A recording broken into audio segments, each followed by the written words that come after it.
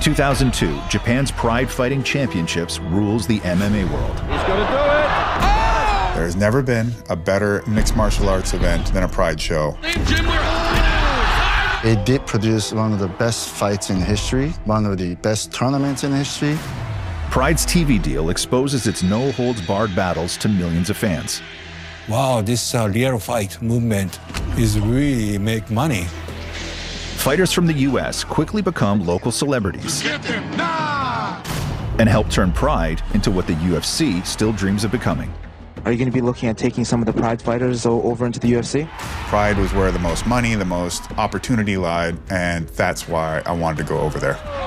But after beating down competitors by presenting some of the sport's most legendary confrontations, I thought he killed him. I'm like, well, we just had the first death in MMA. Pride will be brought down by an opponent it can't submit.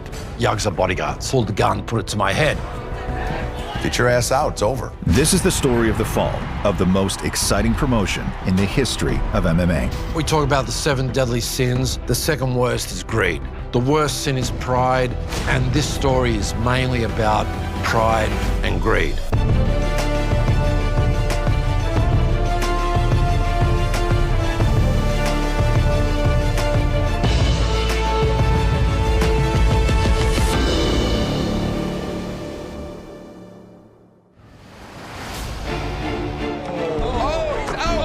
In the early 2000s, mixed martial arts is exploding in Japan. 3 of the nation's 6 television channels have exclusive deals with local MMA leagues, allowing tens of millions of fans to watch fights on free network TV. But it's Pride Fighting Championships that grabs most of the attention. And in less than 5 years, this homegrown, ultra-violent free-for-all promotion grows into the biggest combat sports organization on Earth, with enough gravity to pull in top fighters from around the world. Going to Pride was actually going to the biggest arena. That was where the best heavyweight fighters in the world were. Pride was where the most money, the most opportunity lied, and that's why I wanted to go over there. Yeah, let's go! I'm Josh Barnett. I'm a guy who spent a whole hell of a lot of time reading Japanese comic books, watching anime, and punching people in the face in the land of the rising sun. Nice! We fight in front of the biggest crowds that we can draw. The bigger the crowd, the more we get paid. So we are really entertainers at the end of the day. Diaz, brother. Oh! With Pride, it felt there was opportunity for you to exploit your IP, as they like to say, much more. Especially at their massive events like Shockwave, that helped Pride gain a level of popularity unimaginable in the US, where the UFC is nearing bankruptcy. Whoa! For a young sports producer from Los Angeles, a high-paying gig working for Pride seems like a dream job. My first trip to Japan, I came and I'm like, this place is great. I love it, right? And I go to Shockwave, for the biggest MMA event ever. I'm like, I love this place. Almost got crushed there. Jerry Millen, former senior vice president of Pride Fighting Championships. I get home, 3 days later, they call me. They're like, Jerry, I just want to give you a heads up. Morishita has committed suicide, and he won't be the boss of the company anymore. I'm like, what? Naoto Morishita is the co-founder and president of Pride, until he's found hanged in a Tokyo hotel bathroom on January 8th, 2003. I'm like, the dude I just met like 4 days ago killed himself. And I'm going to work for this company? Morishita, he's the president. This is gonna be crazy. I can't believe this. It's gonna be nuts. I'm like, what am I getting myself into? But when somebody's paying you that kind of money, you don't ask certain questions. As Pride's president, Morishita succeeds in turning the fledgling MMA organization into a powerhouse promotion. His reputation as a clean-cut, by-the-book executive makes the circumstances around his death all the more suspicious. Official story was that Mr. Morishita was in a room with his lover. Even though she was married at the time, he had a relationship with one of the Pride promoter's daughter. And they got into an argument in the room. Mr. Morishita supposedly went into the lock himself in the bathroom and didn't come out for a while. My name is Shu Hirata. I'm an MMA manager, but also I was a writer at the time when the Pride Fighting Championship was peaking in the market. His girlfriend wondered what happened. When she opened the door, she found him already hanging. It's very strange. On the same day, Morishita has a press conference. I was there too. Pride is clean. Pride is good. Pride is going forward. That's his speech. Then 7-8 hours later, he hung himself in Tokyo Hilton Hotel. Why? What's going on? My name is Tadashi Tanaka. I'm a journalist and critic in the field of MMA for more than, I think, 50 years. I do know there's one guy Morishita meet after the press conference, before he checked into the Tokyo Hilton Hotel. That is Hiromichi Momose. Hiromichi Momose is Morishita's partner and co-founder at Pride. He's also deeply connected to Japan's organized crime syndicate, the Yakuza. And Hiromichi Momose and Morishita have a dinner on that day. He's not the biggest boss who was backing the Pride at the time, but he was one of the guys who's associated with the big boss. And people had to pay respect to him. So yeah, I guess he has that kind of a power. Despite that power, the night of his death, Morishita has what witnesses describe as a confrontational dinner with his Yakuza-connected co-founder. All I know is this: Mr. Morishita was asking some of his staff about missing money. I heard close to $700,000 of missing on the books, so he was questioning everybody. He wanted to make business clean, tried to make Pride, a legitimate sporting event which is accepted by a general public.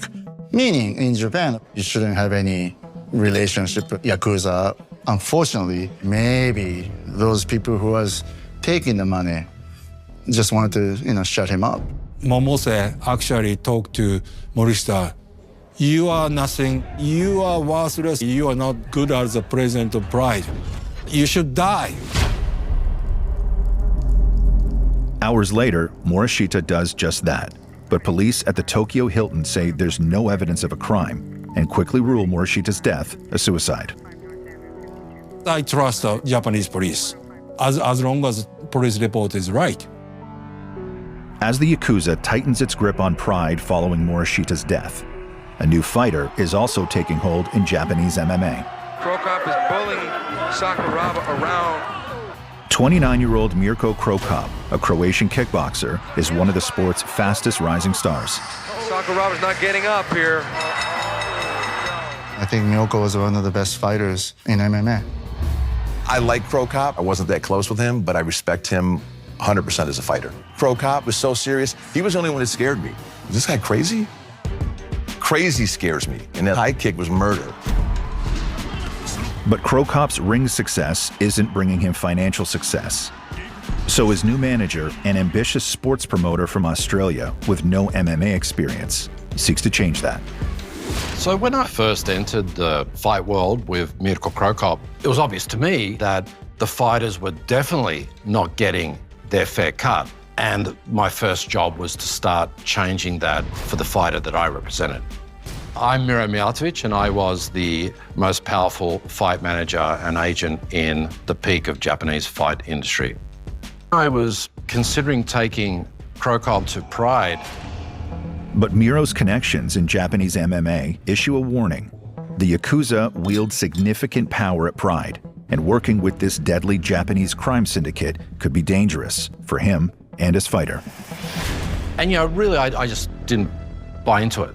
Basically, I ignored it. To me, there was no reason why I wouldn't sign him to what I saw as the up-and-coming promotion. There's gangsters from all over the world, and it hadn't spilled over into business practices at that stage. Or had it?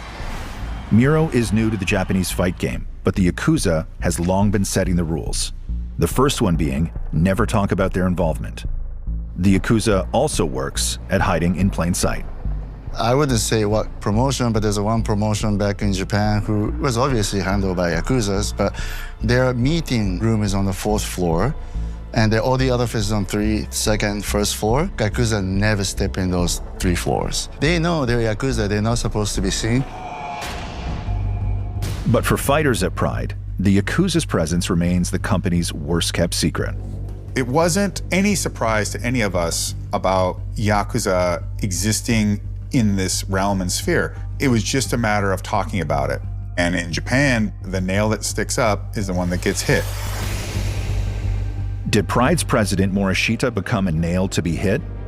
His suspicious death ignites a power struggle, one that will reveal the shocking truth about what's really going on inside the company.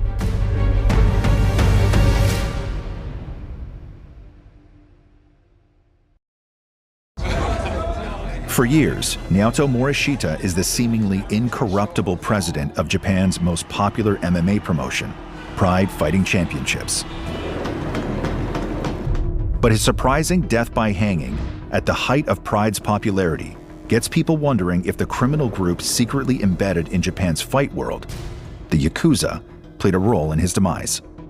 People in the know found it very, very obviously suspicious, but most people aren't following the ins and outs of a fight promotion. And when the police a few days later made a conclusion that there was no foul play and that they're ruling a suicide, that was sort of a green light for it to move on.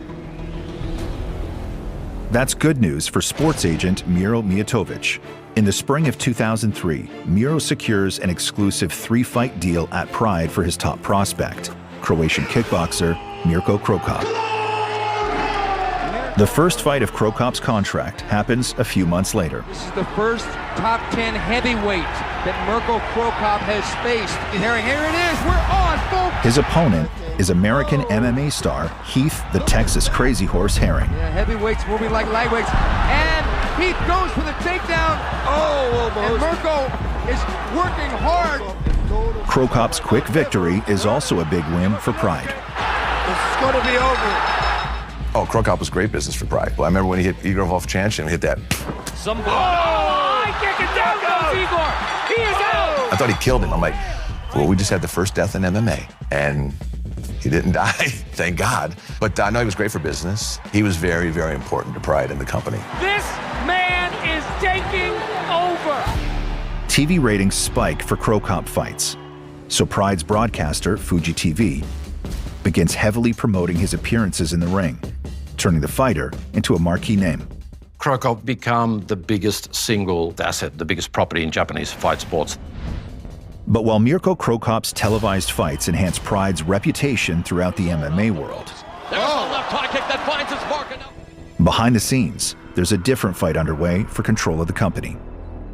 After the death of Morishita, his co-founder, Nobuyuki Sakakibara, takes over as president.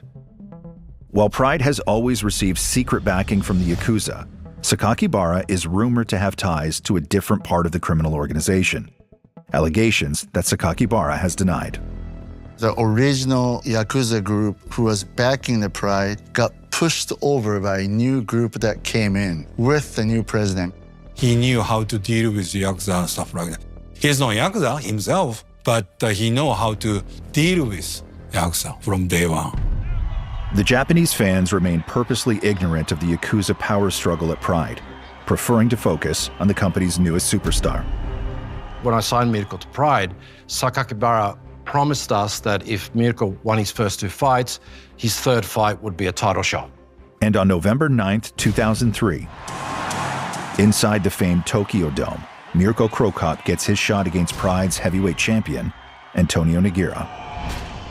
I don't want to go on the ground and stand-up position. I think I will kill him. But as the title fight rages inside the ring, Now watch this killer instinct. Look at just watch this. a different kind of battle is brewing backstage. As 2 rival Yakuza gangs, each seeking control of Pride, square off against each other. And I was going from one part of the back of the stadium to another, and I stumbled into what was a few hundred gangsters. Japanese Yakuza are pretty easy to notice. Some guys are missing fingers, other guys have facial scars and damage. They were yelling abuse at each other, and I could see something was about to go down. There's a high block. Just look at this. It looked like it was going to be pretty bad. There's about 150 on one side and about half that number, you know, about 70 on the other side. It's like, well, this guy's won, right? They didn't end up fighting. There was no gunshots or anything else. Oh, right kick. I think back then, fans and also even fighters or managers like us started to realize that, yeah, okay, there are people involved, you know? It was sort of like a dangerous. But while the Yakuza skirmish is bloodless, Mirko Cro Cop isn't so lucky. Was not able to sprawl out of that. When Cro Cop is forced to tap out, Look out, it also marks the beginning of his withdrawal from Pride. When Mirko had lost his title challenge to Nogueira, which is the final fight on his contract, by the way, we were looking to relaunch him to bring back Mirko's image in front of the Japanese public and the fans. Enter Seiya Kawamata, a well-connected promoter in the Japanese fight industry. Seiya Kawamata is a former entertainment manager. Had a very good relationship with Yakuza. So he was the man behind the entertainment scene who was specialized in troubleshooting with people from the dark part of the society. He was able to get a contract with the second biggest Japanese private TV station, which was NTV. And they wanted to set up a new, clean fight organization, and I was very much interested in participating in that. And I saw that Japan could just be the start. It could take over the world. Miro makes a deal with Kawamata. Mirko Cro Cop will leave Pride to fight New Year's Eve on Nippon television. The night had once been dominated by a family-oriented variety show. NHK, which is like a BBC type of company in Japan, always held a red and white music extravaganza show. Red and white show is so dominant, nothing else, no number 2, no number 3. But that changes in 2002, when a mixed martial arts tournament featuring American fighter Bob Sapp and Japan's Yoshihiro Takayama attracts almost half of the audience watching TV on New Year's Eve. That really changed the dynamics. Like people, wow, red and white show, we should watch the M&A. All the TV company realize, wow, this real fight movement is really make money. Let's jump on it. And everybody jump on it, same time. He'll be back. Now it's Mirko Cro Cop who will fight Takayama on what has become one of the most competitive nights on Japanese television. That's the beginning of the trouble. The trouble starts when the Mirko Cro Cop fight on Nippon TV sparks a reaction from Pride's broadcaster, Fuji TV. What happened was that at the beginning of December, even though Pride and Sakakibara had no plans to do a New Year's Eve event, Fuji TV decided they were going to do one with Pride. Then, less than 4 weeks before the big night, Mirko Cro Cop abruptly drops out of his event that would be competing with Pride. Mirko was paid. Look, I wasn't there. I'd heard that someone had gone over with a big case of money. There's rumors of anywhere between $200,000 to $500,000 to sit the fight out. When I spoke to him, he didn't tell me that he'd received money. He had a sore back and he wasn't going to fight. Miro blames the man running Pride and his alleged connections in the Yakuza for getting Cro Cop to withdraw. I was pissed with them. After working with these guys for half a year, helping them to build that product, that's not how it's going to go down. At that stage, I was quite happy for a gloves-off conflict with Sakakibara. Bring it on. After losing his fighter back to Pride, the super agent goes to war with the biggest MMA company in the world. But with the Yakuza pulling the strings at Pride, Miro Mijatovic is soon marked for death.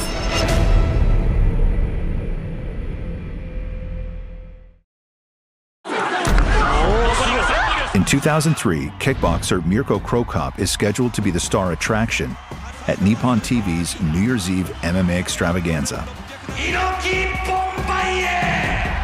But when the fighter suddenly drops out, effectively ending his relationship with manager Miro Mijatovic, Miro blames Pride Fighting Championships and goes looking for both a replacement fighter and payback. I believe that the most appropriate response was that I was going to go get their heavyweight champion to replace Mirko with Fedor. Fedor Emelianenko is one of Pride's biggest stars. The 27-year-old Russian fighter is coming off 5 victories in a row. Fedor is just a machine. Boy, yeah, he can hit. The power that he generates. What is power? Yeah, pretty amazing. Bas Rudener, former 3-time world champion in Japan for the organization Pancras and UFC heavyweight champion. I got one word only, and that is impressive. Fedor Emelianenko is one of these guys who comes in, he's very calm and relaxed. Almost never smiles. But this guy, man, he could fight.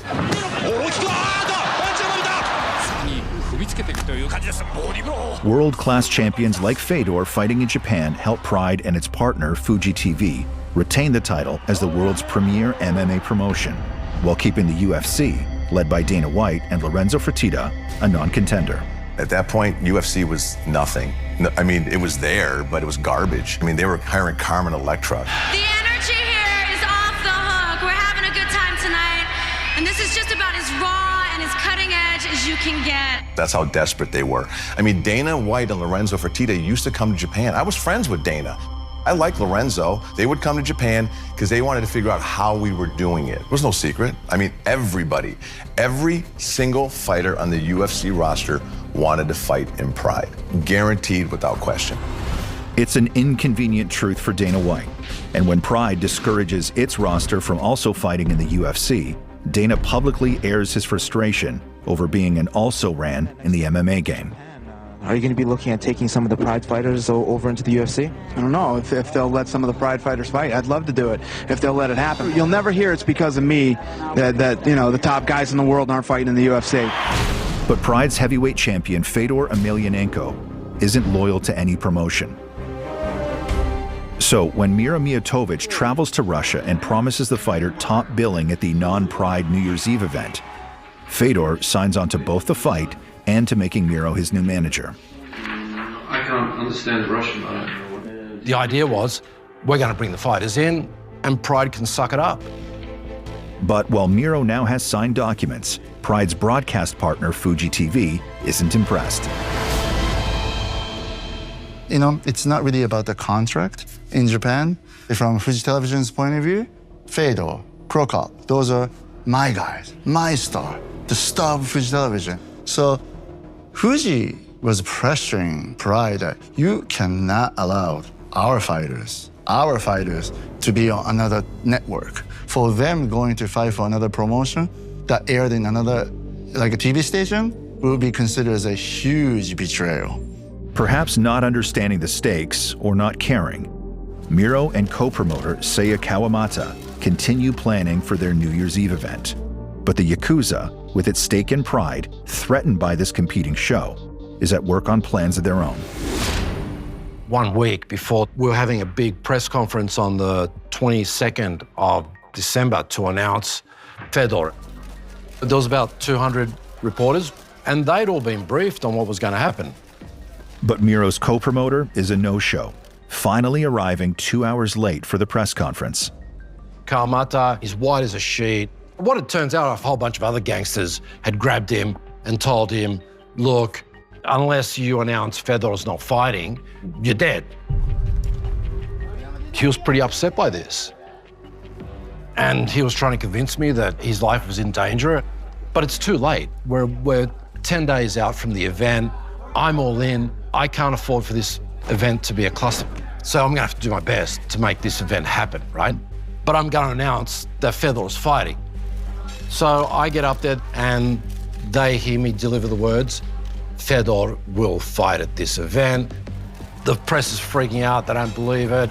And by the end of that, Kawamata said, listen, because you haven't listened to what I told you, your life's now in danger. They're after you.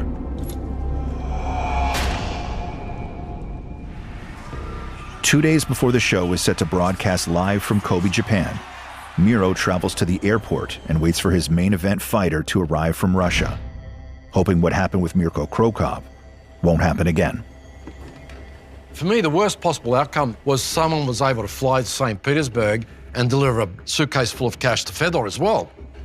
And if Fedor's not on that plane, my future wouldn't look very, very bright for very, very long at all. In fact, I'm a massive pain in the ass that they really want to get rid of. Sign the contract. But while I had control of Fedor, I still had leverage. I'm actually sweating bullets because I don't even know if Fedor's on the plane. And Miro isn't the only one hanging around the airport.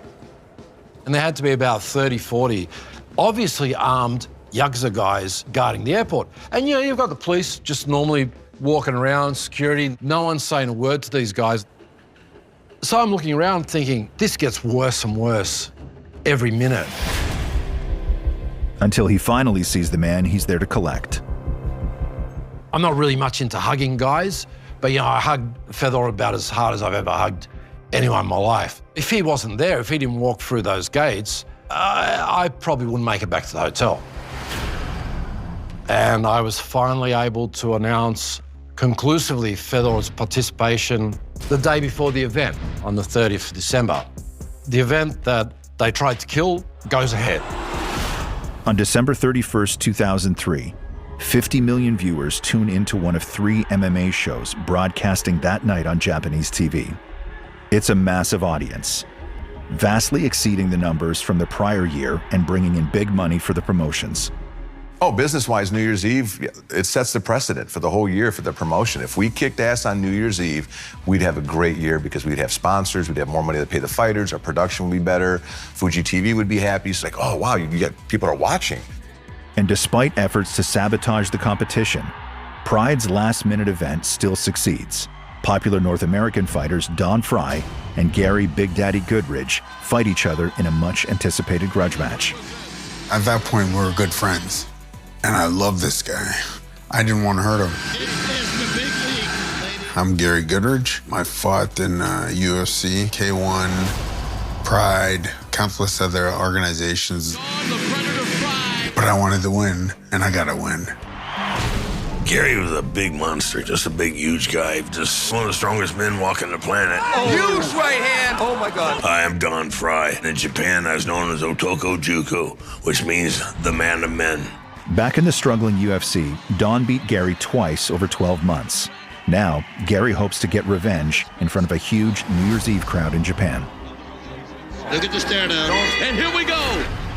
I said to myself, I have one chance, and I'm gonna kick him in the head. Anything else will take too long. I need a home run. And there's the right, lands the right. So I decided to give him a couple punches, hold back, a couple more punches, hold back, and I saw his hands go down like they, I know he's tired. And Gary kicked my head damn near off. Same gym where Put me to sleep real fast. You've got to be kidding! This guy had beat me twice in the same damn year, and it was like, I was so happy. That was everything. That was everything. I had won the first 2 matches, and he won the third and final, and, you know, that's the only one anybody ever remembers is the last one. Now raising his arm, unbelievable. At the competing event featuring Fedor Emelianenko, there's more at stake than who wins in the ring. The Yakuza backing Pride have already lost their battle to keep the fight from happening. And as Fedor mauls pro wrestler Yuji Nagata, Pride and its Yakuza partners also take a beating.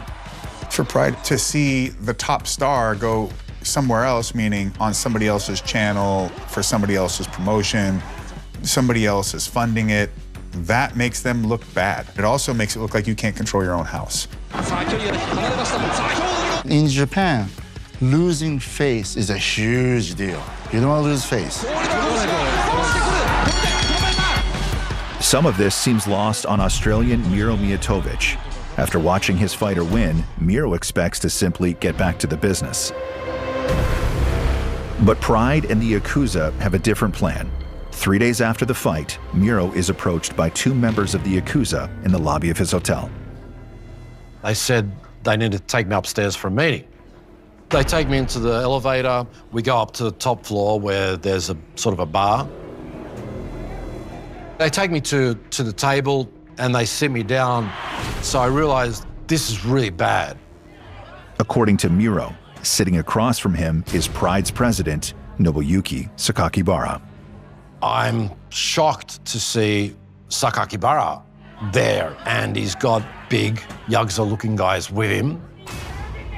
And the Yakuza started yelling at me about Fedor. And I started saying, well, if you guys didn't get to Mirko Krokop, we wouldn't even be sitting here.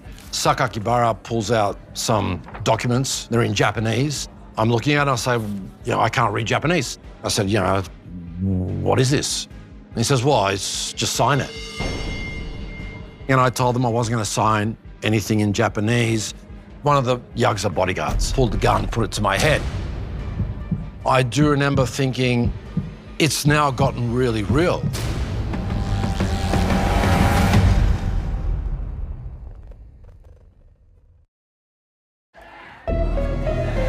Early in 2004, MMA fight promoter and agent Miro Mijatovic believes he's being strong-armed by the president of Pride Fighting Championships, backed up by the Yakuza. I was in a hotel with a bunch of gangsters that probably want me dead. What do I do? What they want him to do is sign over his rights to heavyweight champion Fedor Emelianenko. Miro just wants to get away. I said, look, listen, guys, I need to go. People are waiting for me. If I'm any later than this, people are going to start asking questions. That's not what any of us want at this stage. So I told them, look, if you guys want me dead, I'm dead. I know I'm only alive at your pleasure, so I'm going to do what you guys want me to do, but I'm not going to sign a Japanese document that I can't read. Get it translated into English, and I'll sign it. And amazingly, they agreed. They've redrafted the contract, and I just signed it, right? Giving them all my rights for zero, of course. But worried that's not the end of it, Miro, along with his wife and children, depart Japan for Australia. For 2 years, I didn't want people to know where I lived.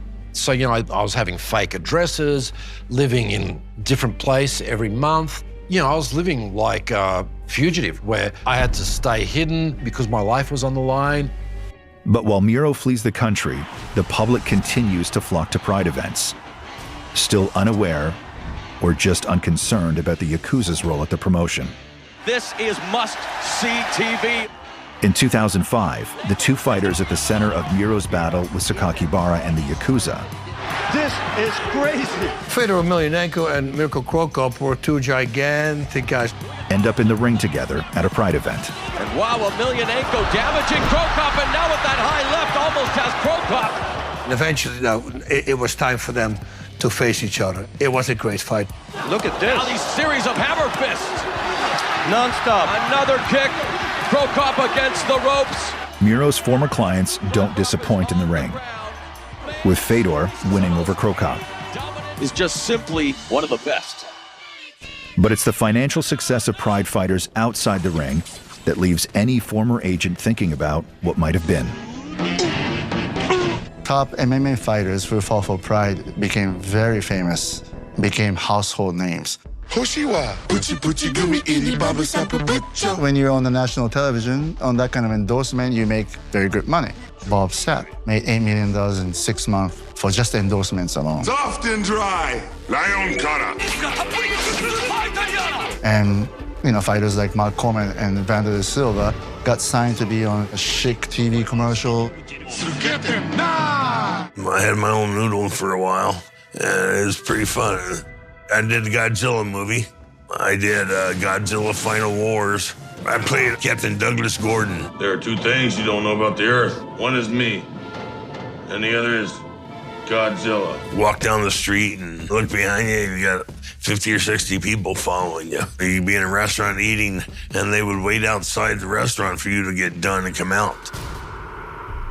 But in 2005, it's the Yakuza finally getting attention from MMA press and fans when Miro Mijatovich's co-promoter, Seiya Kawamata, files a criminal complaint with Japanese police. Like Miro, Seiya was also forced to flee the country. He was threatened by Yakuza. What's going on? Something real going on. So I realized, wow, this is real evidence starting to show we gotta do something. I'm not a general media journalist. I'm a wrestling, MMA, kickboxing media journalist and critic. But I still have to do something. Reporter Tadashi Tanaka arranges a one-on-one interview with the exiled former promoter, Seiya Kawamata. He tells about a meeting Seiya attended with Pride's president, Nobuyuki Sakakibara, and the Yakuza. And actually threatened Kawamata. And you gotta pay roughly $2 million US. And of course, Kawamata refused to pay $2 million. And then Kawamata ended up staying in Los Angeles. Couldn't go back to Tokyo. If he go back to Tokyo, he was killed. So he has no choice to talk about it in publicly. Hey, Pride is a Yakuza-driven company. That's his main claim. Otherwise, he couldn't maintain his safety. That's his motivation to do an interview with me. In March of 2006, Japan's weekly magazine Shuken Gendai publishes Tadashi Tanaka's explosive interview with Seiya Kawamata. Now, Pride's open secret becomes a matter of public record. It will change the business of MMA forever.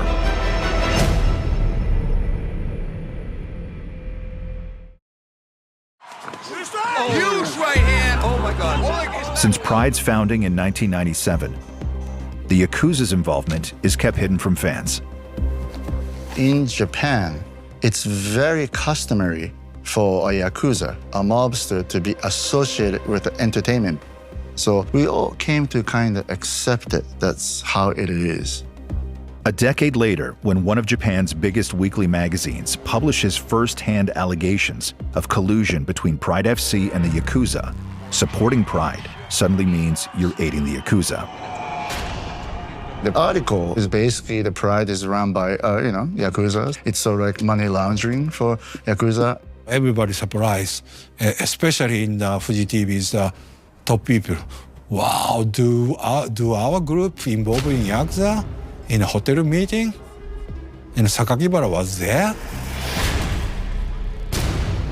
It was the first time it was written in public, so once it's out there, it forced Fuji Television to take action. They're national televisions, and they're really not supposed to openly associate with a criminal organization. They had to do something about it, right? What they do is sever all ties with Pride on June 5th, 2006. Fight promotion relies heavily on a license fee, broadcasting fee coming from the national television. So without it, you will not survive. Instantly, Pride FC's tens of millions of viewers vanish. And the promotion must now rely on ticket sales and pay-per-view buys alone. When Fuji TV went away, we were able to last for a year. Then the money got tight. And then he got put in a position where it wasn't sustainable, and the UFC saw an opening, and they came in and took us out.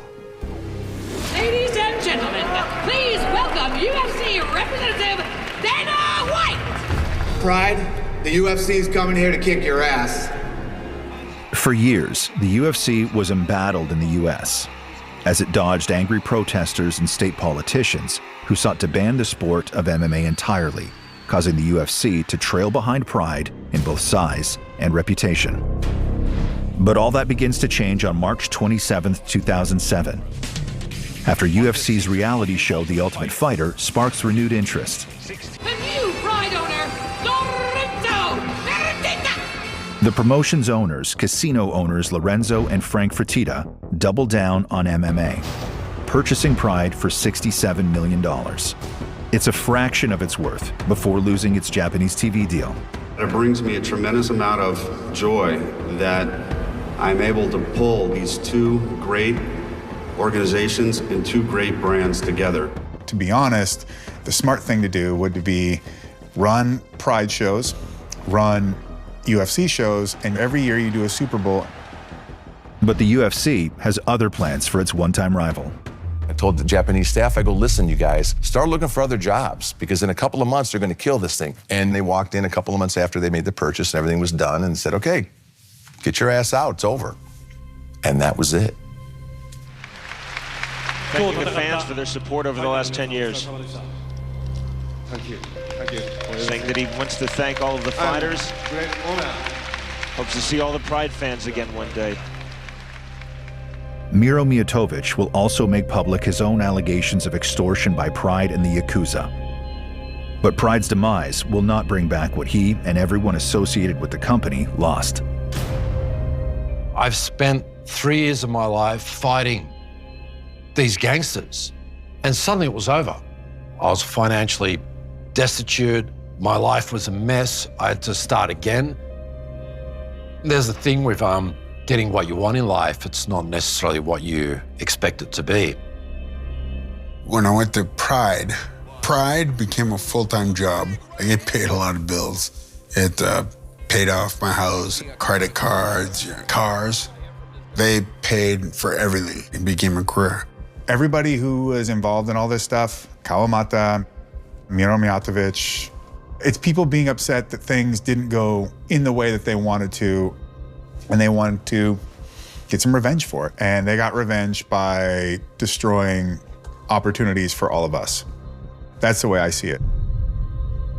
As for Sakakibara, the former president of Pride denies any connection to the Yakuza, and he's never charged with any wrongdoings. 8 years after selling Pride, he launches a new MMA promotion, Rizin Fighting Federation. The name changed to Rising, but still that Rising is really essentially Pride. Everybody knows that. So for that sense, Pride never died. She's exactly where she didn't want to be. And while the specter of the Yakuza may haunt the memory of Pride, the company's showmanship and legendary ring battles continue to be revered by fans and fighters alike. Did I hear the word Yakuza? Did I see a Yakuza member? Or did I believe that the Yakuza were there? No. Could they have been involved? I don't know, but I don't work on speculation or rumors. I worked for Pride Fighting Championships, and I don't care who was involved. It was fun, and it was a great time, and nobody died. Well, I guess that's not true, but it was a good time. Pride was phenomenal. Beautiful. Oh no! Takada beat Mark Coleman. Unbelievable. You just can't explain. You got to be part of it. You know, you got to experience it. He's going to continue. This is horrible. This is like Jaws. I feel sadness and sorrow for all the people that love MMA, that they will never know how amazing that was. There has never been a better mixed martial arts event than a Pride show. And I don't want to say there never will be, because I don't want to put that in the air. Oh, cartwheel! I still love fighting, and I love the sport. I think the purity of two men giving it all, it's a very compelling and emotional thing. Nakayama looks like he's crying on Don Frye's shoulder here.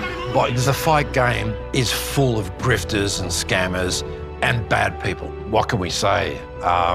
It doesn't attract the best sort of people, and maybe I was one of those as well.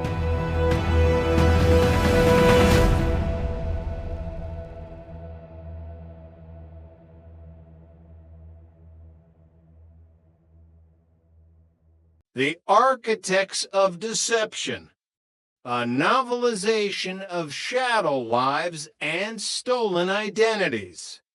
Prologue, The Mask. The mirror does not lie, but the man staring into it does. In the soft glow of a California morning, 1979, the man who called himself Dr. Gerald Barnes adjusted his stethoscope. It was a prop, though a functional one. To the world, it was a symbol of healing, of authority, of a life dedicated to the preservation of pulse and breath. To Gerald Barnbaum, It was the final piece of a costume he had been perfecting since he left Chicago in a cloud of disgrace. He liked the weight of the lab coat. It had a specific stiffness, a clinical white that suggested purity. He practiced his doctor's smile in the glass worm, reassuring, just the right amount of paternal concern. He wasn't just a pharmacist with a revoked license anymore. He was an actor who had found the role of a lifetime, and the stage was the Pacific Southwest Medical Group. 400 miles away, the real Dr. Gerald Barnes was waking up in Stockton, unaware that his name, his hard-earned credentials, and his very soul had been harvested by a ghost. Chapter 1, The Assistant's Shadow. Rick D'Alessandro liked his boss. That was the problem. In the busy hallways of the Orange County Clinic, Dr. Barnes was a breath of fresh air. He was a likable little guy. As Rick would often describe him, quick with a joke, easy to talk to, and possessed of a charismatic energy that made patients feel better before he even examined them. "Morning, Rick," Barnes said, breezing past the reception desk with a stack of charts. "Beautiful day to save some lives, isn't it?" Rick smiled, checking the clipboard. "We've got a full house, Doc, 25 scheduled, and the walk-ins are already lining up." "The more the merrier," Barnes replied, his eyes twinkling behind scholarly spectacles. Rick watched him go, a small frown creeping onto his face. There was something about the way Barnes handled the more complex cases, a certain hesitation, a reliance on routine prescriptions. But in a high-volume clinic, efficiency was king. Barnes was efficient. He was the director. He was the man with the answers. Or so everyone thought. Chapter 2, The December Chill. December 26, 1979. The holiday spirit was a fading echo, replaced by the gray reality of a winter morning. John Mackenzie walked into the clinic, and even from across the room, Rick could see the man was vibrating with exhaustion. At 29, Mackenzie should have been in the prime of his life, but he looked like a candle guttering in the wind. His skin was sallow, his eyes sunken, and his gait was unsteady. "I don't feel right, Rick," Mackenzie whispered, his voice dry as parchment. "Thirsty, so thirsty, and dizzy. It's like the floor won't stay still." Rick ushered him into exam room 3. "The doctor will see you in a moment, John. Hang in there." When Barnes entered the room, he didn't see a man on the brink of a diabetic coma. He saw a script to be followed. He listened to the complaints: excessive urination, dry mouth, the loss of equilibrium, inner ear disturbance. Barnes pronounced with the practiced ease of a veteran clinician. "A touch of vertigo. Happens after the holiday stress. Diet, the usual." He scribbled on a pad. "An anti-vertigo drug. Something to stop the spinning." "But the thirst, Doc?" Mackenzie asked, clutching a paper cup of water like it was a holy relic. "Your body is reacting to the imbalance," Barnes said, patting him on the shoulder. "Take the pills. We'll run some blood work just to be safe, but you'll be fine by New Year's. Barnes sent him home. He didn't check for the sweet scent of ketones on the man's breath. He didn't notice the classic signs of a body eating itself. He had 39 other patients to see. He had a role to play. And John McKenzie was just a bit player in the grand drama of Gerald Barnbaum's ego. Chapter 3, 1200. The lab results came back the next day. Dr. Barnes was off, enjoying the perks of his stolen prestige. Rick D'Alessandro was the one who opened the folder. He expected the usual slightly elevated cholesterol, maybe a minor infection. Instead, he saw a number that made his heart stop. Glucose, 1,200 milligrams DL.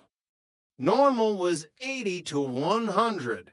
1,200 was a death sentence. It was a level so high the blood was practically syrup. "Oh, God," Rick whispered. He didn't wait for a supervisor. He didn't wait for Barnes. He grabbed the phone and dialed Mackenzie's number. Ring, ring, ring. No answer. He called the emergency contact Tan ex-wife. She hadn't seen him. He called the other numbers on the chart. Silence. A cold dread settled in Rick's stomach. He looked at the chart again. Barnes had prescribed an anti-vertigo medication. He had sent a man an active, acute diabetic crisis home with a pill for dizziness. "I need the police," Rick told the dispatcher, his voice trembling. "Garden Grove PD. We have a patient. I think he's in danger." Chapter 4, The Kitchen Floor. The officers broke the door in. The apartment was quiet, the air heavy with the stillness of a life interrupted. They found John McKenzie in the kitchen. He was lying on the floor, his body cold, his eyes staring at a ceiling he couldn't see. In his hand, clutched tightly like a failed talisman, was the prescription Dr. Barnes had given him. The anti-vertigo drug. The 29-year-old had collapsed into a coma and died alone, his body starving for insulin while he followed the expert advice of a man who didn't know the difference between a balance disorder and a metabolic catastrophe. When Rick heard the news, the grief was quickly overtaken by a burning, incandescent rage.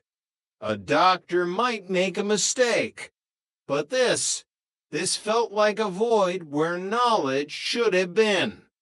Rick sat in the quiet of the empty clinic that evening.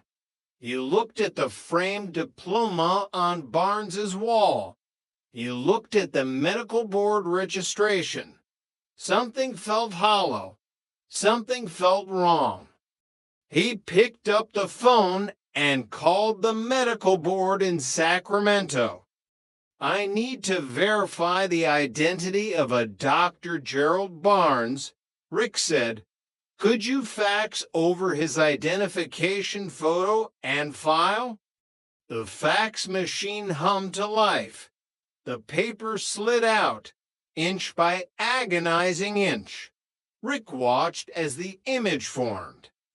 The man in the photo was older, different features, a different bone structure. The address listed was in Stockton, 400 miles away. Rick looked at the photo, then at the empty chair in the director's office. "You're not him," Rick whispered to the shadows. "Who the hell are you?" Chapter 5, the pharmacist of Chicago. The investigation into the man who would be king of the clinic revealed a history built on layers of deception. Before he was Dr. Barnes, he was Gerald Barnbaum.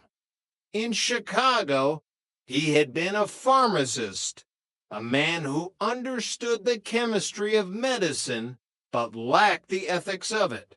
He had been caught in a Medicaid scam, a greedy little grift that cost him his license.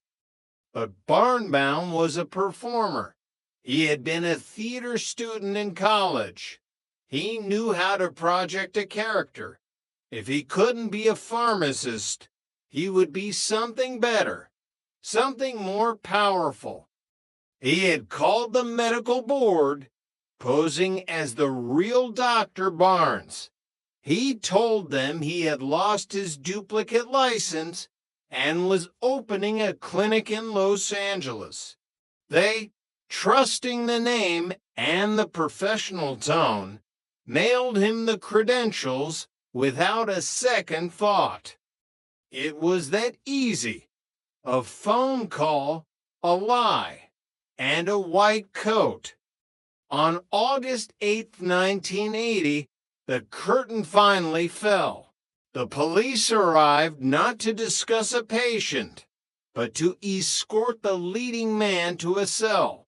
The charge, practicing medicine without a license, and, more importantly, manslaughter.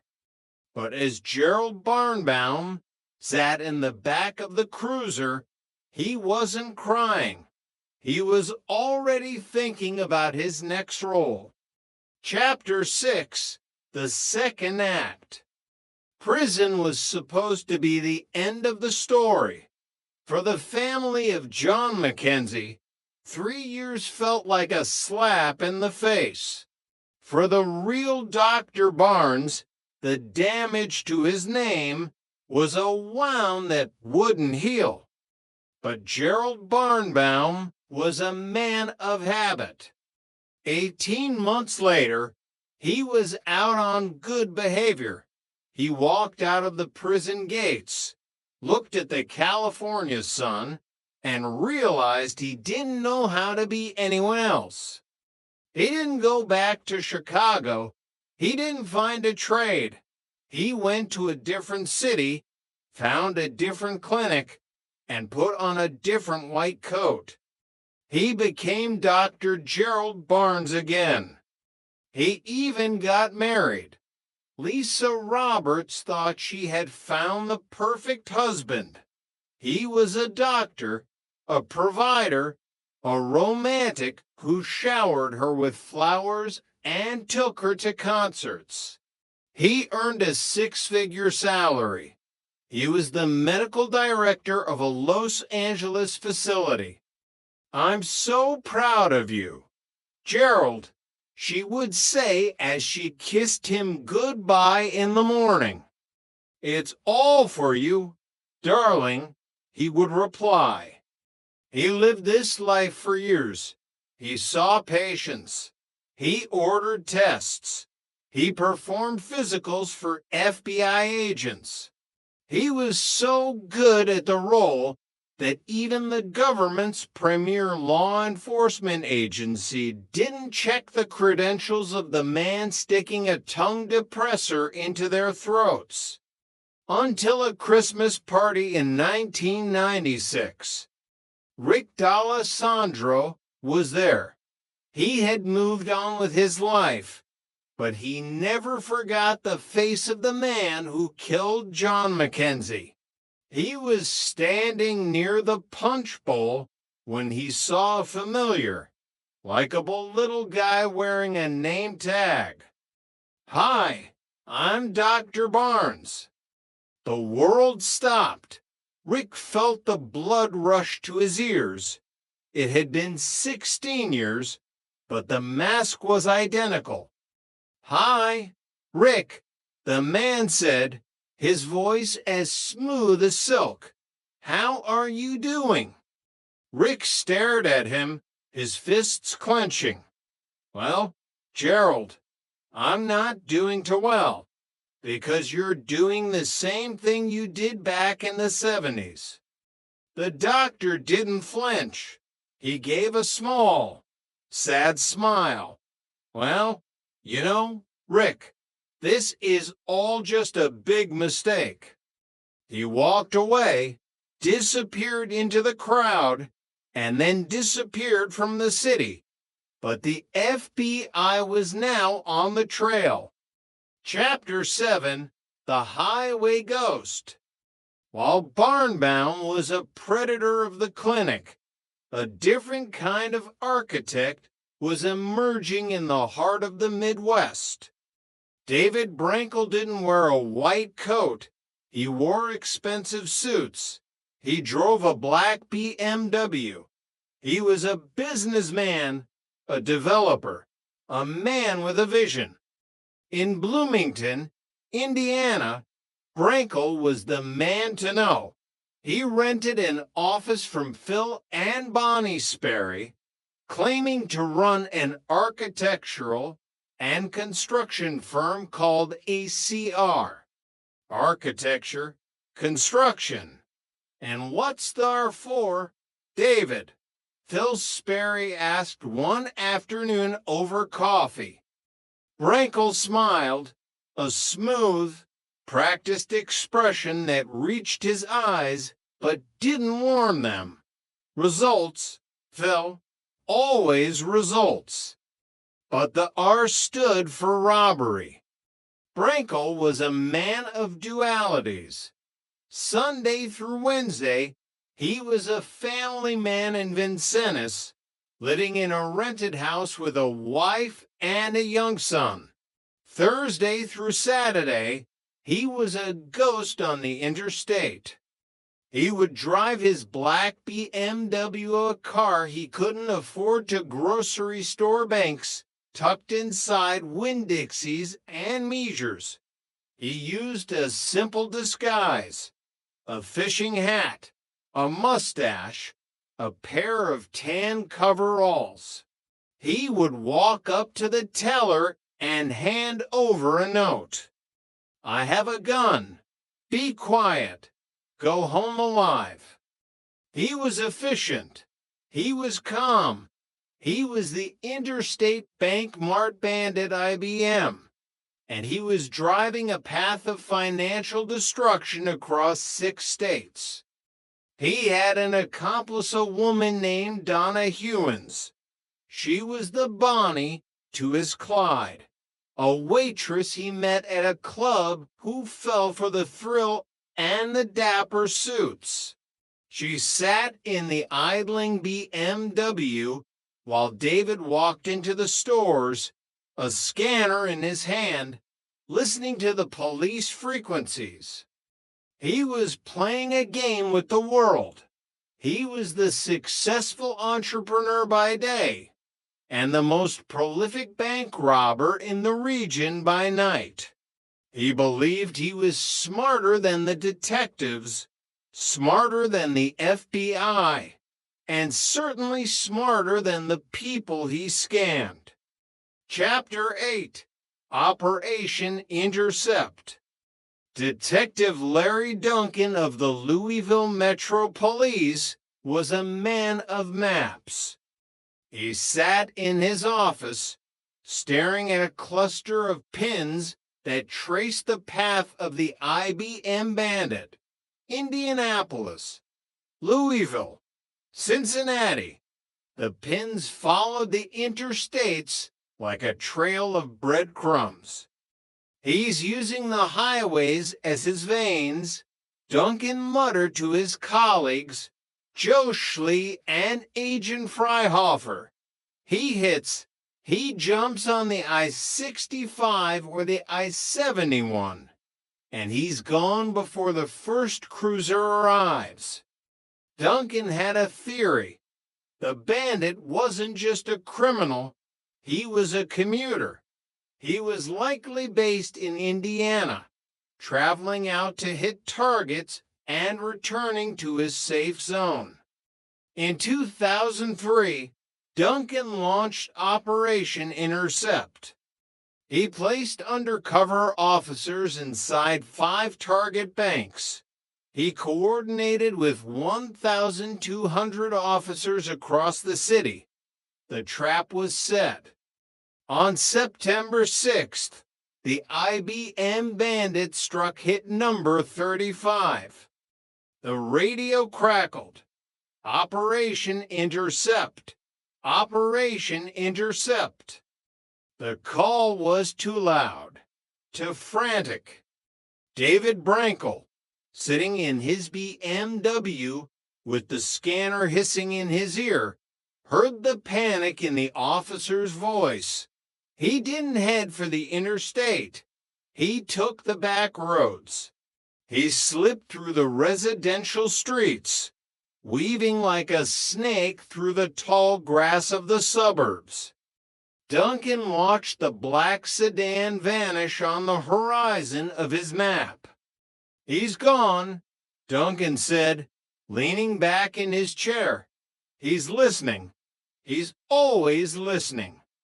Chapter 9, The Final Curb. Luck is a finite resource. For David Brankel, it ran out on a stretch of Highway 45 in December 2003. He was driving too fast. He was always driving too fast. He cut off a vehicle, nearly sending it into oncoming traffic. Unfortunately for Brankel, the man behind the wheel was Bloomington detective Kevin Hill. The chase that followed was a symphony of screaming tires and 100-mile-per-hour desperation. Brankel disregarded stop signs. He ran people off the road. He was a man who had built a life on the belief that he could never be caught, and now the reality was catching up in his rearview mirror. He escaped the immediate pursuit, but he left behind a clue. He had dropped his license. Days later, in Vincennes, the Indiana State Police surrounded a house at 1919 Hickory. Brankel tried to run one last time.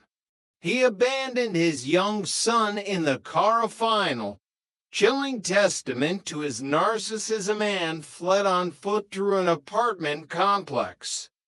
He tripped on a curb. The Interstate Bank Mart bandit, the man who had hit 43 banks and stolen $136,000, fell face first into the dirt. As Sergeant Greg Winkler clicked the handcuffs into place, a small knife fell out of Brankel's pocket. It just fell out. Brankel stammered, the smooth businessman gone, replaced by a shivering, pathetic figure. "I wasn't going to hurt you." Chapter 10, The Interrogation Room. The two worlds of deception met in the cold fluorescent light of an interrogation room. In one city, Gerald Barnbaum was being sentenced to 12.5 years, weeping about his prostate cancer and his grandchildren, even as the judge warned that he would do it all again if given a chance. In Vincennes, David Brankel sat across from Larry Duncan. "I'm the guy you're looking for," Brankel said, leaning forward as if he were about to offer a business deal. "I'm the IBM Bandit. Call Louisville. Call Cincinnati. They'll want to talk to me." For 6 hours, Brankel talked. He told them about the first robbery. He told them about Donna. He told them about his mother, who told him he couldn't even mow the lawn right. He was a man who wanted to be the most successful bank robber of all time because he couldn't be anything else. He showed no remorse for the people he had cheated, the Sperrys, the Logans. He claimed he did legitimate work for them. He was a sociopath who had absolute no conscience. Chapter 11, The FBI's Doctor. Marie Konjovsky, an FBI agent, stared at the file on her desk in disbelief. The irony was a bitter pill to swallow. The Bureau had a contract with a clinic in Los Angeles to perform employment physicals. For years, the man sitting in that office, the one who had checked the heartbeats and reflexes of over 100 FBI agents, was a man the government had already put behind bars. Gerald Barnbaum hadn't just fooled a clinic, he had fooled the premier investigative agency in the world. While the Bureau scrambled to assess the damage, Lisa Roberts sat in her living room, the space that used to be filled with the warmth of a loving husband. She now referred to him as the Never Was. I didn't know his real name, she whispered to the investigators. I didn't know his real age. Every night I shared a bed with a ghost. I trusted him with my life, my family, my future. Lisa realized that Barnbaum hadn't just stolen a name from a doctor in Stockton. He had stolen the years she could never get back. He had been a master of the mundane, playing the role of the devoted husband so convincingly that she never questioned why he never talked about his childhood or why he was so vague about his medical school days. Chapter 12, The Bus Ticket Blunder. In the world of bureaucracy, sometimes the left hand doesn't know what the right hand is doing. After his 1996 conviction, Barnbaum was serving his time in a federal facility. In 2000, he was scheduled for a transfer because he had been categorized as a low-security inmate, a decision that baffled Agent Konjovsky. The Bureau of Prisons didn't use a secure transport. They gave Gerald Barnbaum a bus ticket. They told him to report to a facility in Illinois. Barnbaum took the ticket, walked out of the prison gates, and immediately vanished. He didn't go to Illinois.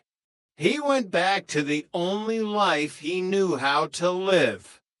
A month later, U.S. Marshal Joseph Exner walked into a North Hollywood clinic. He had a hunch. He didn't look for a man in a jumpsuit. He looked for a man in a lab coat. Gerald Barnbaum. Exner called out. A man stepped out of an exam room. He was wearing a crisp white coat, a stethoscope draped around his neck. He looked at the marshals and smiled that practiced. Clinical smile. "You guys are good," Barnbaum said, turning around to be handcuffed. He had been back on the job for weeks, seeing patients, prescribing controlled substances, and collecting a paycheck as Dr. Gerald Barnes. He was 63 years old, and he was already planning his next comeback. Chapter 13, The $9 Million Lesson. The fallout from Barnbaum's final act at Executive Health Group was catastrophic. Carl Jansen, an executive at Atlantic Richfield, had been one of Dr. Barnes's patients. He had undergone a full physical, including a prostate exam, performed by a man with no medical training. I saw him on the evening news the next day. Jansen recalled, the disgust still evident in his voice. Handcuffs. The evening news. I had trusted this man with my health, my privacy. Jansen wasn't alone. Nearly 500 former patients joined a civil lawsuit. The evidence revealed a shocking lack of diligence. Executive Health Group hadn't performed even a basic background check. If they had, they would have seen the multiple felony convictions and the trail of dead and duped patients. The company was forced to settle for over $9 million.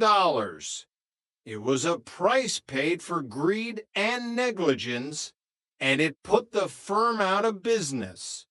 But for the victims, the money didn't erase the feeling of being violated by an imposter. Chapter 14, The Pet Store Dream. While Barnbaum was a ghost in the clinic, David Brankel was a predator in the pet store. In Vincennes, Alan and Becky Logan were the embodiment of the American dream. They ran Logan's Wet Pets and More, a beloved local institution. They wanted to expand to build a family entertainment complex called Logan's Great Escape. When they met David Brankel, they thought their prayers had been answered. He looked like a gift from God, Becky remembered.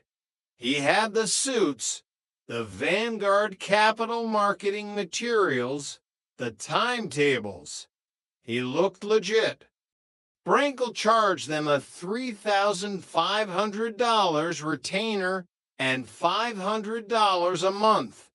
But his most chilling tactic involved his young son, Michael. On the first of every month, Brankel would walk into the pet store holding Michael's hand. He would have the boy hand the bill to Alan Logan. It was a prop, just like Barnbaum's stethoscope. The presence of the child created an atmosphere of trust, a sense that Brankel was a family man just like them.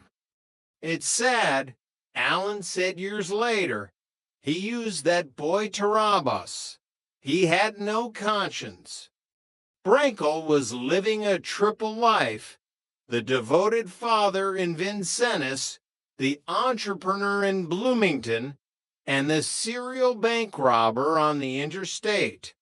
He was a sociopath who viewed people as meal tickets, and he didn't care who he stepped on to fund his dapper lifestyle. Chapter 15, The Last Act.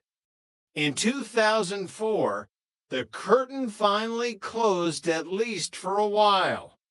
David Brankel received 21 years in federal prison for 43 counts of bank robbery. Donna Hewins, the waitress who became his getaway driver, received house arrest and probation. Brankel owed $175,000 in restitution, but for the Logans and the Sperrys, not a dime would ever return. Brankel maintained to the end that his work for them was legitimate. In Minnesota, at Vasica Federal Prison, Gerald Barnbaum, now in his 70s, sat in his cell. His projected release was 2018. Investigators who had tracked him for decades were not under any illusions. His age won't make a difference, one detective noted. He's a very dangerous human being. When he walks through those doors, he will be a physician again. He doesn't know how to be anyone else. The architects of deception had been dismantled, but their legacy remained in the lives they shattered and the trust they broke. They were men who proved that in a world of credentials and suits, A mask can be more powerful than the truth. As long as there is greed, and as long as there is a desire to believe in the perfect professional, there will be men like Barnbaum and Brankel, waiting in the shadows, ready to put on the coat and start the show all over again. Chapter 16, The Stockton Surgeon. While Barnbaum was busy playing doctor in Southern California, the real Dr. Gerald Barnes was living a quiet, respected life in Stockton. He was an orthopedic surgeon with 37 years of dedicated service. He was a man who believed in the sanctity of the medical profession, a man whose name was synonymous with trust. The first blow came through a radio broadcast. His wife was driving to a nearby town when the news report broke. Dr. Gerald Barnes arrested and found guilty of manslaughter. Gerald, you wouldn't believe what I just heard, she had told him, her voice trembling. At first, the real Dr. Barnes was in a state of clinical shock. He couldn't wrap his mind around the logistics of it. How could someone simply walk into a clinic and pretend to be him? How could they use his years of schooling, his residency, his surgical expertise as a costume? The shock soon curdled into a cold, hard anger. As he delved into the wreckage, he realized the imposter hadn't just stolen his name, he had turned it into a weapon. It almost gets to the point where you become calloused, the real Dr. Barnes admitted, because it happened so often. It wasn't just the medical fraud. It was the identity theft opening accounts, buying cars in my name, forcing me to change my driver's license over and over again. For 2 decades, the real Dr. Barnes was shadowed by a ghost. Every time he thought the problem was resolved, every time Barnbaum was put behind bars, the nightmare would resurface. He was a man caught in a Kafkaesque loop, fighting to prove that he was the good guy, while the bad guy wore his face and his credentials. In 1996, he traveled to the federal court to look his imposter in the eye. He saw a man crying about his own health, a man who had shown no such empathy for the patients he had misdiagnosed or the lives he had ended. I'm convinced, the judge said, that if I were to set you free, there is a 100% chance you would do this again. The real Dr. Barnes watched as Barnbaum was led away in chains. He hoped it was finally over, but deep down, he knew the ghost was still out there, waiting for the next bus ticket. Chapter 17, The Art of the Note. David Brankel considered himself an artist, not of the canvas, but of the heist. While most bank robbers were chaotic and desperate, Brankel was surgical. He targeted banks inside grocery stores for a specific reason. They were located near major interstates, providing a quick exit, and the security was often less intense than at a standalone branch. His demand notes were his masterpieces. They were clean, concise, and printed on plain paper to avoid leaving fingerprints. This is a hold-up. I have a gun. Be calm. Both drawers. Be quiet. Go home alive. Detective Larry Duncan of Louisville studied these notes with the intensity of a linguist. He noticed the lack of spelling errors, the precise punctuation, the cold, professional tone. This wasn't the work of a drug-addicted amateur. This was a man who planned his crimes with the same attention to detail he supposedly gave his architectural projects. Brankel's method was simple. Hit a city, move to the next, and always stay near the interstate. He followed a pattern that Duncan eventually decoded by staring at maps and interstates. He's doing exactly what I'm doing, Duncan realized.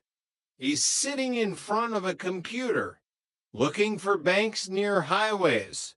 He's choosing his next target while I'm trying to predict it. It was a chess game played at 70 miles per hour.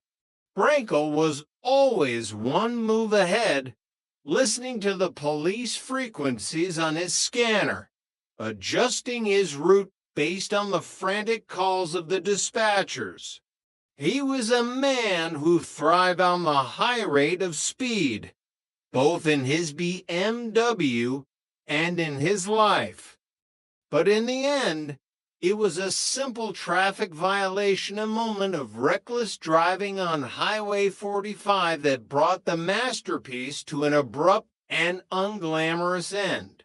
The artist was caught because he forgot that even a ghost has to follow the rules of the road. Chapter 18, The Never Was and the Always Will Be. For Lisa Roberts, the fallout wasn't just about the fraud, it was about the intimacy. She had shared a life with a man for over a year. She had made plans for children, for a private practice, for a future that was built on a foundation of lies. She looked at the photos of their wedding and saw a stranger in a doctor's suit. Who had I let share my life and my bed and my family? She asked. Who had I trusted? The man she knew as Dr. Gerald Barnes was a romantic. He brought flowers. He was a turn the girl right off her feet kind of man. He was everything she had ever wanted. But the reality was Gerald Barnbaum, a 62-year-old con man with a history of Medicaid fraud and manslaughter. He was a man who used her as a prop in his own domestic drama, a man who needed a doctor's wife to complete the image he wanted to project to the world. She realized that the likable little guy was a shell. There was no soul inside the lab coat, only a desperate need to be seen as someone important. He didn't just hurt patients. He hollowed out the people closest to him. Money, she said, follow the money. It was always about the money for the never was, and for the companies that hired him. She became a vocal advocate for better background checks in healthcare, driven by the knowledge that her husband had treated over 100 FBI agents without anyone noticing he was a fraud. She wanted to ensure that no other woman and no other patient would ever be fooled by a ghost in a white coat. Chapter 19, The Echo of John Mackenzie. The most tragic legacy of Gerald Barnbaum wasn't the stolen money or the corporate bankruptcies. It was a 4-year-old girl named Jill. In 1979, John Mackenzie was just 29 years old. He was a man with a lot of life ahead of him, a man who loved his daughter and worked hard to provide for her. He walked into a clinic with a treatable condition and walked out with a death sentence signed by an imposter. He was a nice young man, his family recalled. He and Jill had that taken away. Everything they could have been together was stolen. Jill grew up without a father because a man named Gerald Barnbaum wanted to play a role. She lived with the knowledge that his death was senseless, a result of a system that allowed a fraud to rise to the level of medical director without a single verification of his credentials. For Rick D'Alessandro, the image of John Mackenzie on that kitchen floor was the fuel that kept him fighting. He was the one who blew the whistle in 1979.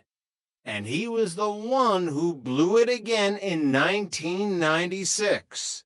He felt a personal responsibility to ensure that the ghost was finally laid to rest. I wanted him off the street, Rick said, because this guy hurts people. In fact, he kills people. The echo of John Mackenzie's death served as a grim reminder that deception isn't a victimless crime. It has a pulse, and in the case of Barnbaum, it has a body count. Chapter 20, Final Reflections. The architects of deception were ultimately brought down by their own hubris. Barnbaum believed he could never be caught, even after being convicted multiple times. Brankel believed he was the most successful bank robber of all time, even as he abandoned his son in a car to flee the police.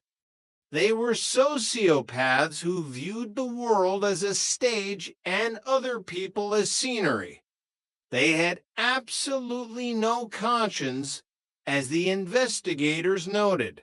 They were driven by a toxic mix of greed, narcissism, and a desperate need to be someone they weren't. As of 2018, Gerald Barnbaum was 84 years old. His projected release date from federal prison has passed, but the question remains, can a man like that ever truly stop? Or is the mask so fused to the skin that there is nothing left beneath it? David Brankel's 21-year sentence is a long stretch, but for the people of Bloomington and Vincennes, the fear remains. They know that intelligence, when coupled with a lack of morality, is a dangerous weapon. The stories of the imposter doctor and the interstate bandit serve as a warning. We live in a world that prioritizes the likable and the successful. We trust the suits and the white coats because we want to believe that the people in them are as professional as they appear. But behind the mirror, sometimes there is only a ghost, and the ghost is always looking for a new role to play. The end.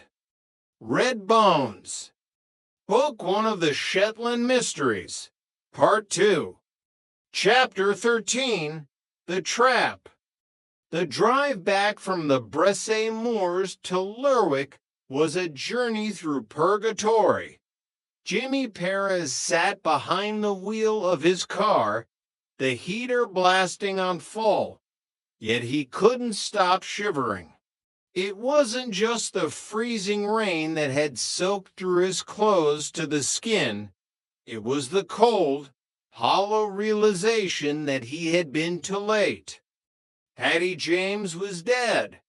A girl with a bright future, a nervous smile, and a borrowed coat left to bleed out in a peat bog. By the time he pushed through the double doors of the Lerwick police station, he looked less like a detective inspector and more like an apparition. Mud caked his trousers, and his hands were scrubbed raw, but still carried the faint, rusted shadow of blood. The bullpen fell dead silent as he entered. Craig McCabe stood up from his desk. His usual jovial demeanor vanished. "Boss, forensics are on site. Coast Guard managed to get a chopper in the air to light up the grid. They've secured her." Jimmy nodded curtly, not stopping his stride. "Where is he?" "Interview room 1. Still waiting. Hasn't asked for a lawyer yet." "Good," Jimmy said, his voice a low, dangerous rumble. "Nobody interrupt us." He didn't bother changing into dry clothes. He wanted Professor Paul Berglund to see the mud. He wanted him to smell the rain and the peat and the death. Jimmy opened the door to the interview room and stepped inside, shutting it firmly behind him. The click of the latch sounded like a gunshot in the small, windowless space. Berglund looked up from the metal table. The academic arrogance that had shielded him hours ago had begun to crack, replaced by a twitchy, nervous energy. He took one look at Jimmy's disheveled state and swallowed hard. What is happening?" Berglund asked, his voice wavering. "How much longer are you going to keep me here?" Jimmy didn't answer immediately. He walked to the opposite side of the table, pulled out the chair, and sat down heavily. He placed his wet hands on the metal surface, staring unblinking at the man across from him. "Hattie James is dead," Jimmy said flatly. Berglund froze. The color drained from his face so fast he looked translucent. "What? No, that's impossible. I saw her yesterday. I just pulled her out of a peat cutting behind your dig site," Jimmy continued, his voice devoid of any inflection. "She bled to death in the mud." "Oh my God," Berglund gasped, bringing trembling hands to his face. "Oh my God. Hattie." Jimmy watched him closely. Was it genuine shock, or the performance of a cornered man? "I found your tent ransacked, Professor. Hattie's footprints leading away from it. She was running from something, or someone." Jimmy leaned forward, invading Berglund's space. "And I found the murder weapon still buried in her chest." Berglund's eyes widened in sheer, unadulterated terror. He pushed himself back in his chair, as if trying to merge with the cinder block wall. "She used my knife to kill herself," Berglund blurted out, the words tumbling over each other in a frantic rush. "She was unstable. I told you she was neurotic. She took my hunting knife from the tent. She must have. She used my knife to kill herself." The silence in the room stretched taut, like a wire about to snap. Jimmy leaned back slowly, his dark eyes boring into Berglund. "I didn't say she killed herself, Professor," Jimmy said softly. "The trap had been sprung, and I never said it was your knife." Berglund realized his mistake instantly. His mouth opened, but no sound came out. He looked like a fish suffocating on the deck of a trawler. How did you know she was stabbed? Paul. Jimmy pressed. The formal professor discarded. How did you know your knife was the weapon? Berglund stammered, sweat beading on his forehead. You said murder weapon buried in her chest. I assumed a knife. But you specifically said your knife. A hunting knife. Jimmy reached into his damp jacket and pulled out a digital recorder. He hit play. Jimmy Perez. Hi, it's Hattie James. I need to speak to you. I found something. Not in the trench. In the professor's tent. Oh God, he's coming back. Jimmy stopped the recording. She found something in your tent. Something you didn't want her to see. Something worth killing over. I didn't kill her. Berglund screamed, slamming his fists on the table. I swear to God, I didn't. Yes, it was my knife. I noticed it was missing when I packed my bags this morning. I panicked. I knew how it would look, but I didn't touch her. What did she find in your tent? Jimmy demanded, his voice rising to meet Berglund's volume. Berglund deflated, his head dropping onto his chest. He looked utterly broken. Documents, he whispered. What documents? Old ones. From the war. Berglund refused to look up. It's the list of the Norwegian agents lost during the Shetland bus operation. And a journal. Per Lundstedt's journal. Jimmy's pulse quickened. The ghost from the archive photograph had materialized. You found the belongings of Per Lundstedt. Where? In the trench? Buried beneath the floor stones of the Croft ruins, Berglund confessed warily.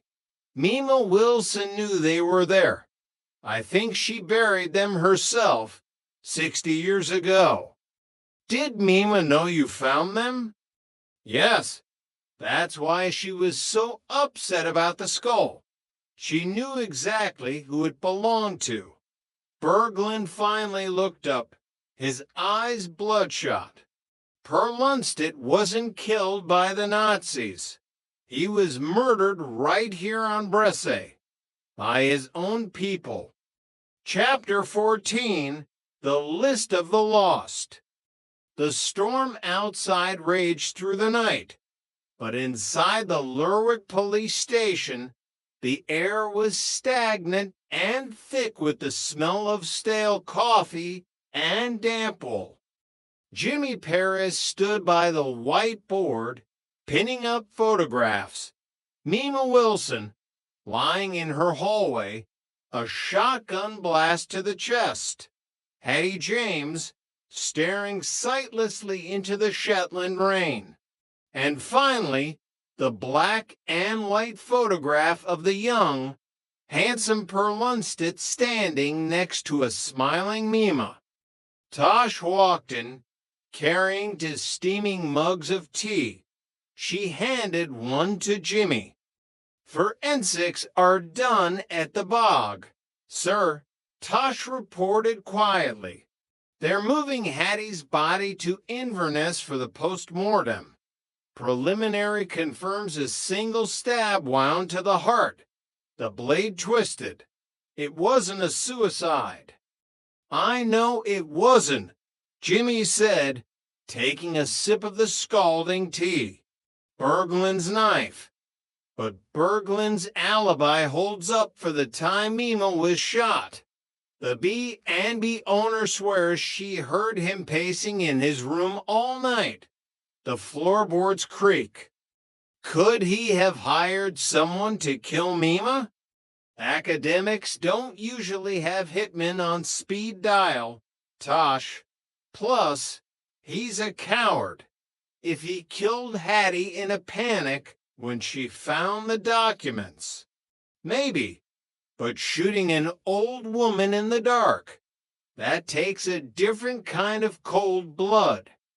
Jimmy turned his attention back to the board. Did Berglund tell you where the documents are now? He says they're gone, Tosh replied, flipping open her notepad. He claims when he got back to the tent, Hattie was gone, the tent was trashed, and the leather satchel containing Per Lundstedt's journal and the list of agents was missing. That's why he packed up and ran for the ferry.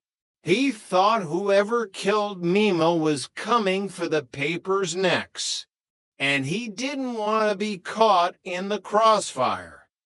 So the killer took the documents after stabbing Hattie, Jimmy mused, rubbing the stubble on his jaw.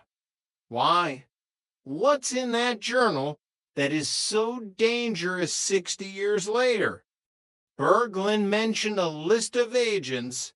Tosh pointed out, during his interrogation, you asked him what the journal said. Did he give you anything? Jimmy nodded slowly. He read parts of it before it was stolen.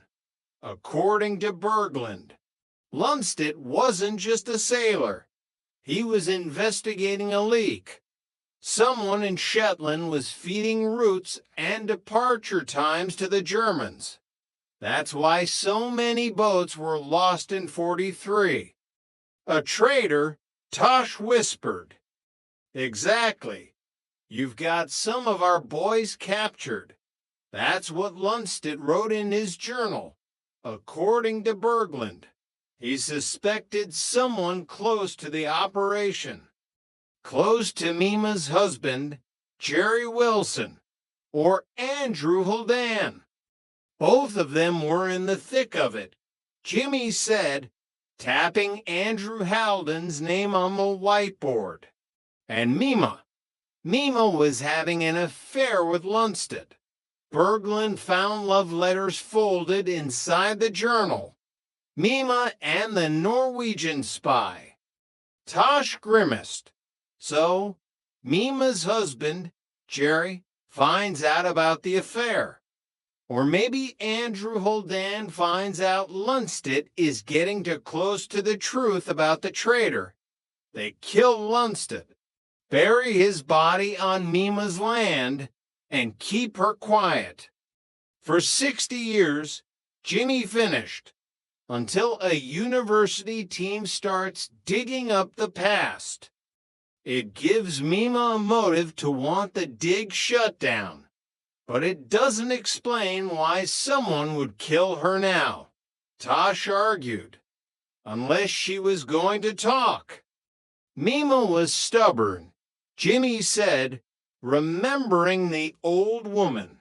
If the skull was dug up, she might have decided she didn't want to carry the secret to her grave anymore. Maybe she threatened to tell the truth, to clear Lundstedt's name. And someone killed her to stop her. Tosh looked at the list of suspects. Andrew Holdan is in a wheelchair. He couldn't hike up to Bresse and shoot her, let alone chase a young girl through a peat bog. No, Jimmy agreed softly, but he has a family. A very loyal, very wealthy family. Who wouldn't want their legacy, their entire empire built on the fact that their patriarch was a traitor and a murderer? Jimmy's phone buzzed. It was a text from Craig McCabe. Ronald Holdan is awake, but he's refusing to talk. Get your coat, Tosh, Jimmy said, his eyes narrowing. We're going back to the hospital. It's time we squeeze the Holdan family until they crack. Chapter 15, The Bastard She's Been Shagging. The atmosphere in Ronald Halden's hospital room was thicker than the fog rolling off the North Sea. Jackie Holdan stood guard by her son's bed like a territorial lioness. Anna, Ronald's wife, sat quietly in the corner, nursing a paper cup of tepid tea. She looked pale and exhausted, her eyes avoiding Jimmy's as he entered the room with Tosh. "I told you he needs rest, Inspector," Jackie snapped immediately. "And I told you this is a double murder investigation, Mrs. Holdan," Jimmy replied, his patience entirely evaporated. "Hattie James is dead, stabbed to death on the moors." The news landed like a physical blow in the room. Anna gasped, spilling a few drops of tea onto her jeans. Ronald tried to sit up, groaning in pain, his swollen eye fixing on Jimmy. "The lassie from the dig," Ronald wheezed. "Christ almighty." "Yes," Jimmy said, walking to the foot of the bed. "Someone is cleaning house on Bresse, Ronald. And I need to know why you were beaten half to death near the ferry terminal. Who were you meeting?" "I told you, it was a random mugging," Ronald muttered, looking away. "Don't lie to me." Jimmy's voice cracked like a whip. "You were targeted. And I don't think it was because people blame you for Mima's death. I think you found out something you shouldn't have." Jimmy turned his gaze slowly to Anna in the corner. She shrank back against the vinyl chair. "You see, Ronald," Jimmy continued, pacing the small room, "secrets are like rot in a wooden hole. They spread. They weaken everything. Mima had a secret from the war. But I think there are more recent secrets tearing this family apart." Jimmy stopped and looked directly at Anna, "Like where you were the night Mima was killed." Anna's head snapped up. I was in Lerwick. I told you. I went to meet Ronald at the pub." "But Ronald said you went home early," Jimmy countered. "And Jackie watched the baby. So, where did you go?" "Anna, because we checked the CCTV at the terminal. You didn't take the ferry back to Bresse until 11:30, 30 minutes after Mima was shot."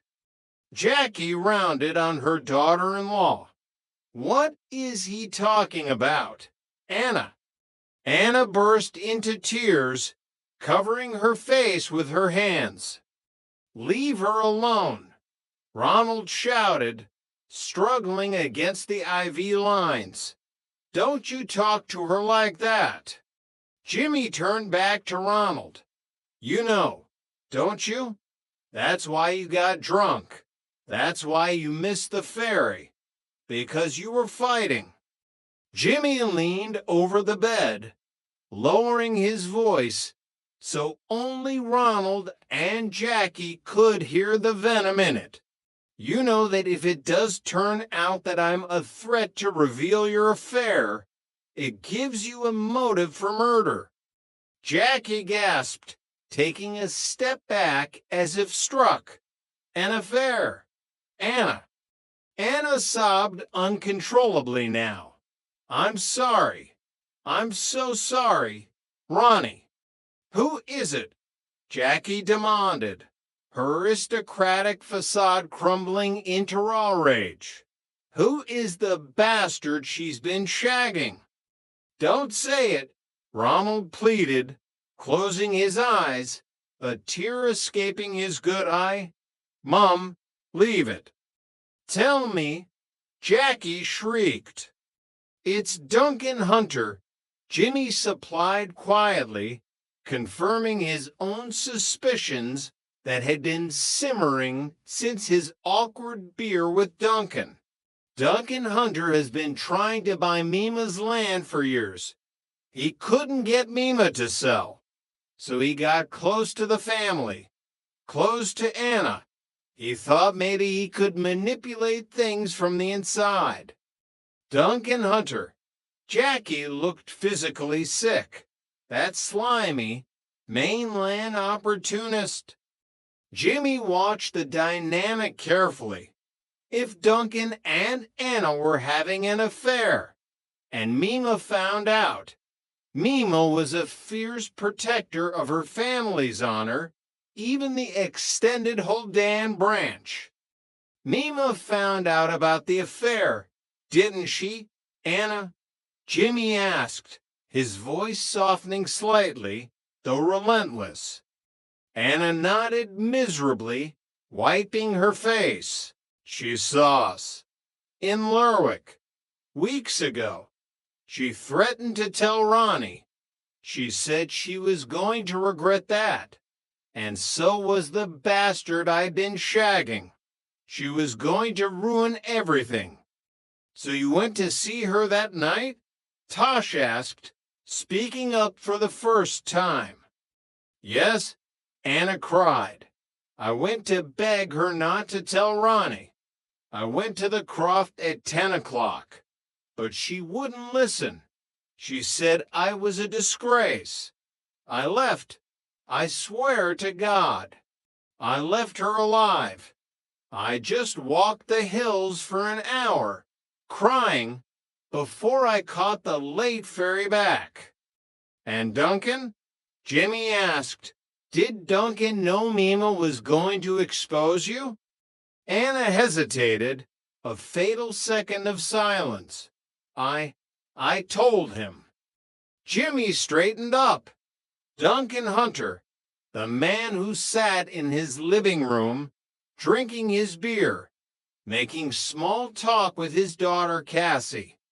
Ronald had nothing to do with it, Anna sobbed, looking at her broken husband. He found out about the affair that night at the pub. That's why he got drunk. That's why he was wandering the docks. He didn't kill his Annie. Jimmy looked at Ronald. The big man was weeping silently, stripped of his pride. Ronald hadn't been attacked by a vigilante. He had been beaten by someone he confronted. Maybe Duncan himself, or someone Duncan hired to keep Ronald quiet after the affair was exposed.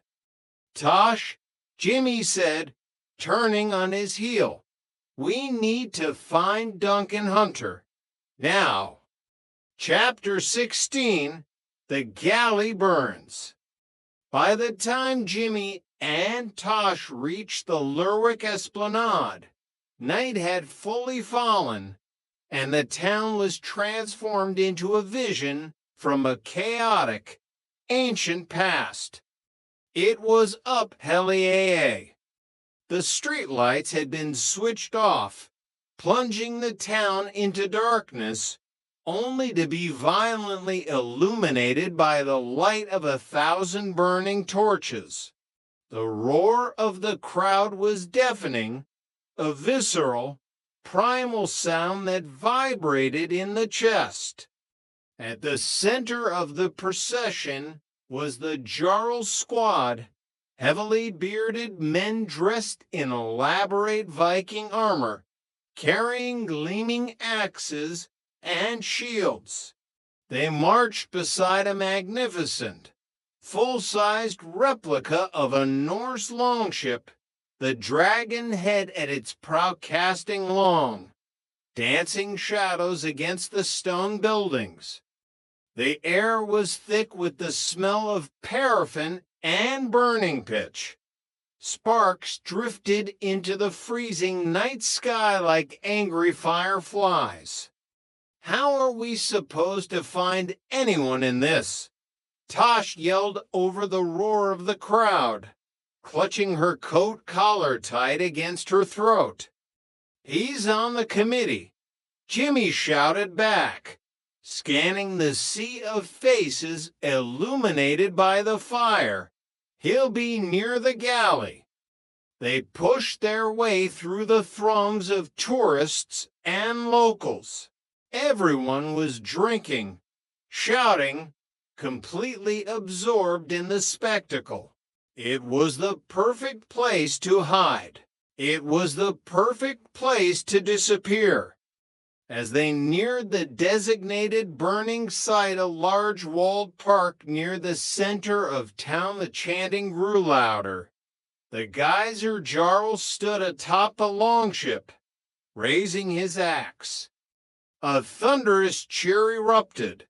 The torchbearers circled the ship, the flames painting their faces in demonic hues of orange and red.